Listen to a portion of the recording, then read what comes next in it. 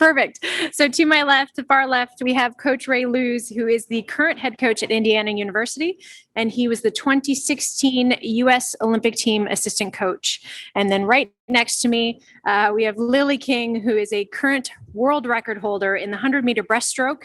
She currently holds the top time in the world this year in both the 100-meter and 200-meter breaststrokes heading into the trials event, Wave 2, which begins Sunday.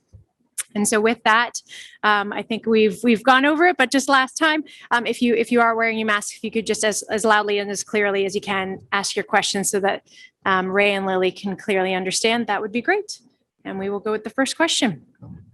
Hi, Lilly. Nathan Fenno with the LA Times. How are you feeling about the state of doping in the world, especially after all the disruptions we've seen from the pandemic in the last year? Definitely concerning, as always, but especially, with COVID, I would definitely say some of the countries that have not been as trusted are probably taking advantage of the time that they had without testing. Personally, I know I have been tested over 20 times in the past year. So I know the Americans are being well taken care of, and myself especially. But, I think unfortunately, the Americans can control what they can control, but the rest of the world, I'm not so sure.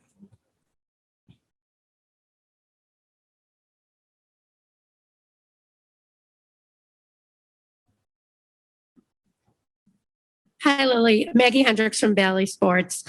I'm wondering what in the last 5 years from when America first got to know you, what you've learned and how you've grown since then. Oh gosh. The last time I was up here, I was a child.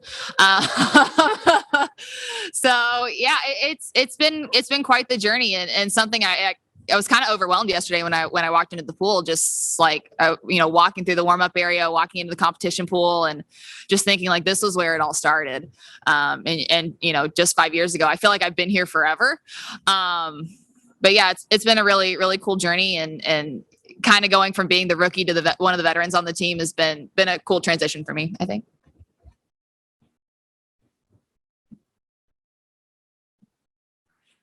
Hi, Lilly. It's Christine Brennan, USA Today. Good to see you. You mentioned a moment ago that you've been tested 20 times, or you said over 20 times. Were those all knock on the door, random tests? Could you kind of describe that, especially how that worked during COVID?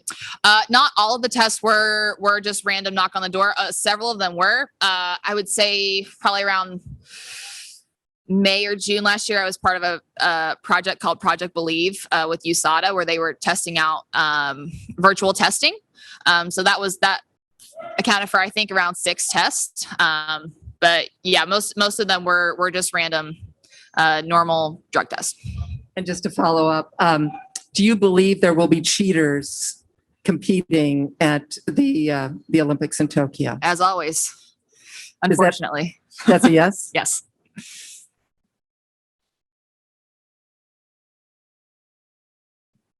As the questioning you're getting is demonstrated, you're pretty much seen as the face of clean sport. And I'm wondering if your views on doping are complicated or calibrated at all by the fact that you could have a U.S. Olympic teammate in the 200 breast who served a doping suspension for a tainted supplement. My stances are clear. I don't think people should be cheating. I don't know what the repercussions for doping bans should be. I think that's up to the organizations, but I don't want to race people who are cheating who have served bans. So it's as clear as day.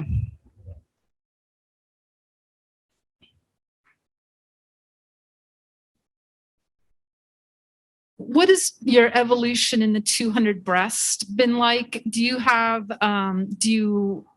a more appreciation for it than you did in 16? I think we look at you as equally as good in both the distances, but in 16 you did not make the final.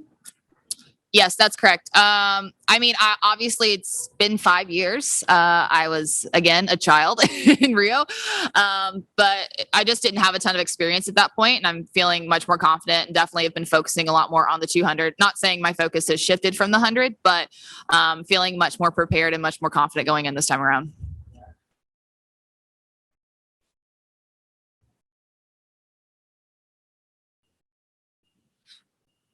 Hi, Coach. I'm wondering what your feelings are and where you think swimmers heads are at as we get ready for this after such a long delay. Do you expect world record times? Do you expect things to be a little slower? What do you expect the athletes to do here in Omaha?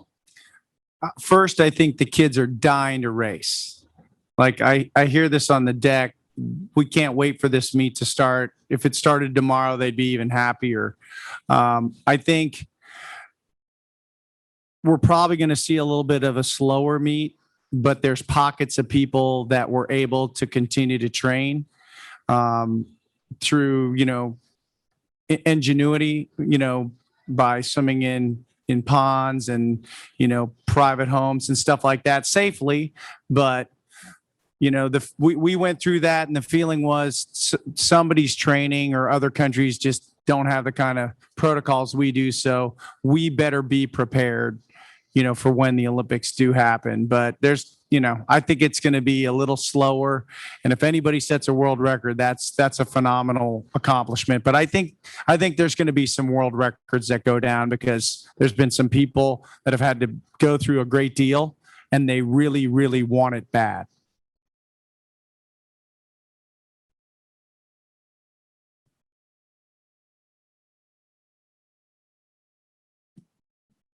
Roy, what is it do you think of that kind of drives Lilly? And there's every athlete has kind of different ways they approach things, and hers is to have not shy away from tough issues. And what is it about her that that she's able to kind of thrive on that and speak her mind and still succeed in the pool?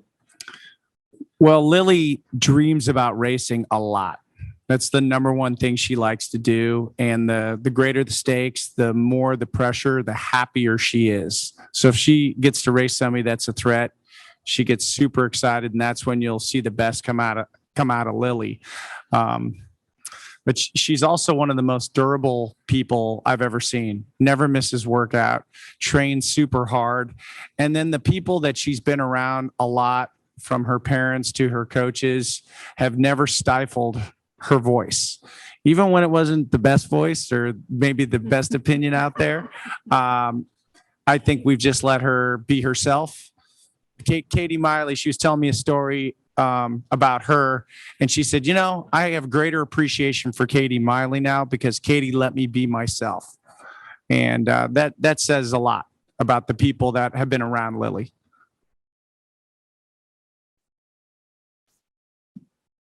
Lily Pat 40 from Sports Illustrated. The last time I saw you, you were swimming in a pond. Can you just describe your year and then how excited you are to get in the pool here and race? Yeah. Well, first of all, I'm very sorry you had to see me during the pond days.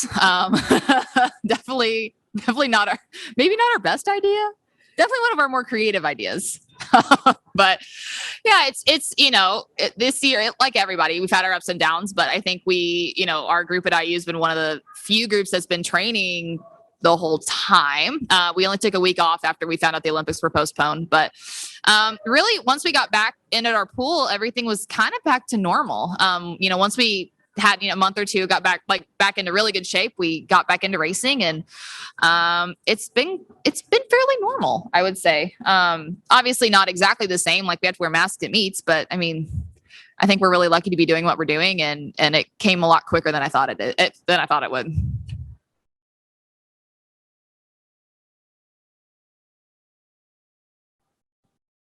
Lily, I'm just curious, are you fully vaccinated? And what do you think about all the concerns about contact tracing and the security and the extra effort everyone's going to have to make in Tokyo to stay safe? Yeah, I am fully vaccinated. Got it as soon as I could. Just, another thing I don't have to worry about. And I didn't want to be selfish and potentially infect my teammates, my family, my coaches. But yeah, I do appreciate the extra efforts they're going through in Tokyo. I think I heard somewhere they were going to offer vaccines to all the athletes, which I think is fantastic. So hopefully we can get everyone as vaccinated as possible by the time we get to the Olympics.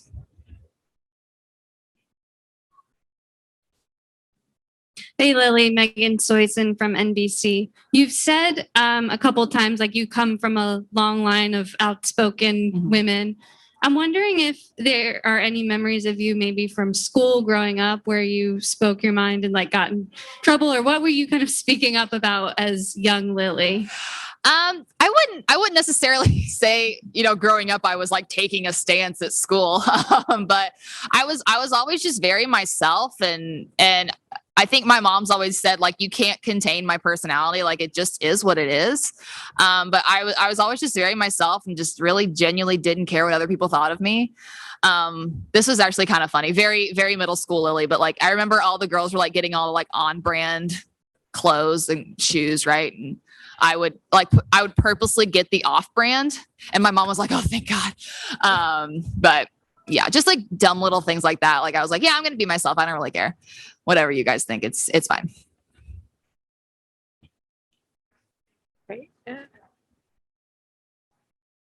A bigger picture question, Lily. With you being one of the people, Michael Phelps being gone, was such a dominant figure in the sport for so many years. I think his first trials he hasn't been at since like 1996 or something. Is one of the swimmers, that's going to be sort of expected to fill that void in a way. I mean, probably nobody could do what he did, by themselves. Right. But I mean, obviously there's a lot of talent here. Is there, what do you feel about like stepping into that role? And what do you think about the general U.S. team? It still seems like obviously there's a lot of great medal contenders, and it's not going to be a shortage of the Star Spangled Banner being played in Tokyo by any stretch. For sure. Obviously, losing Michael is huge for this team, but we haven't had him since 2016. So we've still had 4 years to grow without him. But yeah, it's great. Like being one of the leaders, finally, I feel like, that's kind of always a role I wanted to be. And, in Rio, I had a lot of opportunities to learn from those veterans, from Michael, from Missy, from Katie, all those people. And now I kind of get to flip those roles and be that person for somebody else. So, and as far as, medal contention, we're looking pretty good, I think. So I think the women, if we have the meet we can win every single individual gold. I think that'd be pretty cool, right?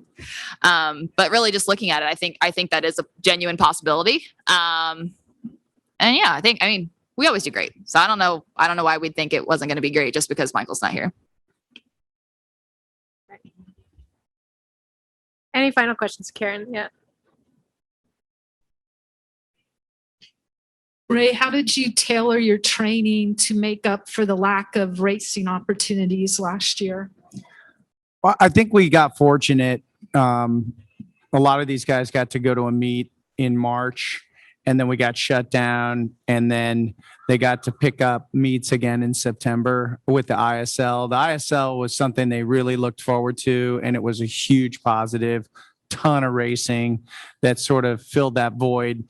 The gap, they were getting ready, to burst the seams come August, and we were doing our best with lactate and stuff like that. But, they were real patient, and you can't replicate the kind of racing that people like Lilly need. They've got to see the live action. So the ISL really helped us out. And then USA Swimming was kind of getting up to speed right out of the end of that. And it's been plenty of racing since then.